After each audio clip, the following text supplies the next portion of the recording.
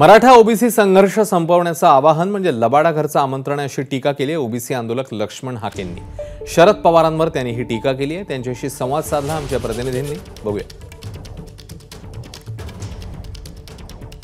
मराठा आणि ओबीसीचा राज्यातला संघर्ष संपवण्यासाठी शरद पवारांनी आता परत एकदा पुढाकार घेतलेला आहे आणि त्यांनी सांगितलेलं आहे की मनोज जरांगे असतील, लक्ष्मण हाके असतील आणि सर्वच नेत्यांना एकत्रित बसून यातनं तोडगा काढण्यात यावा।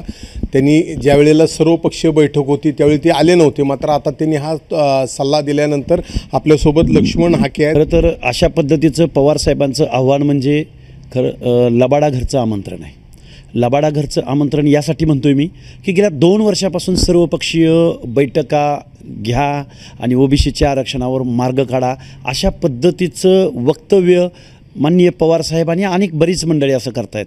पण मग एवढा जरांगे नावाचा भस्मासूर या महाराष्ट्रामध्ये निर्माण कुणी केला या प्रश्नाचं उत्तर पवार साहेबांनी द्यावं। पवार साहेबांनी आता पुलाखालून एवढं पाणी वाहून गेल्यानंतर आता अशा पद्धतीचं आव्हान करणं म्हणजे म्हातारपणी काय ग्रामीण भागात म्हणतात म्हातारपणी शिंगार केला जाणं अशा पद्धतीचं आहे।